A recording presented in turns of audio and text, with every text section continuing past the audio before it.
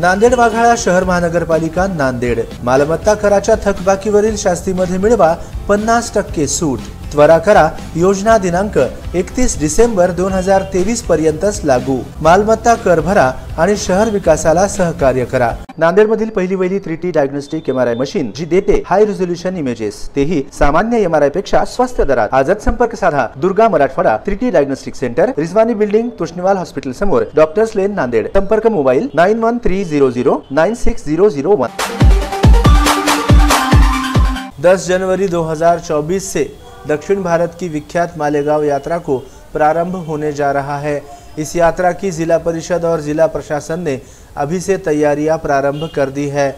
शुक्रवार 22 दिसंबर को लोहा तहसील के मालेगांव यात्रा में नांदेड़ के सांसद प्रताप पाटिल चिखलीकर और लातूर के सांसद सुधाकर श्रृंगारे की अध्यक्षता में प्रशासन द्वारा जायजा बैठक का आयोजन किया गया था।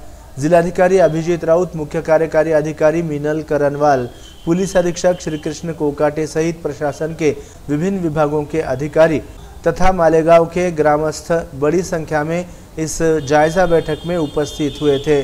सांसद चिखलीकर ने इस बैठक में मालेगांव यात्रा का जायजा लिया। यात्रा में शामिल होने वाले श्रद्धालुओं की सुविधाओं के साथ उनकी हर तरह से व्यवस्था रखने की उन्होंने सूचनाएं दी। विगत 2 वर्षों से पशुओं में लंपी बीमारी के कारण इस पारंपरिक यात्रा में पशु प्रदर्शनी का आयोजन नहीं हुआ था, लेकिन इस वर्ष मालेगांव यात्रा में पशु प्रदर्शनी होगी, ऐसी जानकारी सांसद प्रताप पाटिल चिखलीकर ने MCN हिंदी न्यूज को दी। साथ ही महाराष्ट्र के पूर्व मुख्यमंत्री स्वर्गीय विलासराव देशमुख का स्मारक यहां स्थापित करने की इच्छा भी उन्होंने व्यक्त की है। मालेगावची यात्रा ही यात्रा हौसे, गौसे, नवसे सगळ्या क्षेत्रातल्या मंडळीची यात्रा आहे।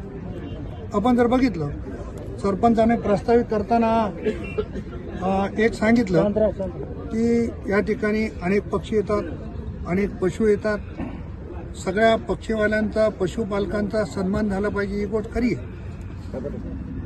मी तर आणखी कुठं ऐकलं नाही, पण इथं गाढवांच्या शर्ती होत होत्या, घोड्यांच्या शर्ती होत होत्या, उंटांच्या शर्ती होत होत्या। त्या शर्यती पुन्हा सुरू झाल्या पाहिजे, त्याच्यासाठी निश्चितपणानं प्रशासक तथा मुख्य कार्यकारी अधिकारी करनवाल मॅडम यांनाशी बोललो, त्या पण पॉझिटिव्ह आहेत। शंकरपट झाला पाहिजे याच्यासाठी त्या पण पॉझिटिव्ह आहेत। आणि पशु प्रदर्शनाच्या संदर्भामध्ये लंपीचं कारण पुढे करून जो काही पशुसंवर्धन खात्याची निगेटिव्हिटी त्याच्यामध्ये होती ती आज पूर्णपणानं दूर झालेली आहे। म्हणून पशुपालकाचा सन्मान करणारी यात्रा ही माळेगावची यात्रा, म्हणून या ठिकाणी पशु प्रदर्शन झालं पाहिजे, ही भूमिका निश्चितपणाने रास्त आहे आणि ते घेण्याचा आमचा निश्चितपणाने आग्रह आहे।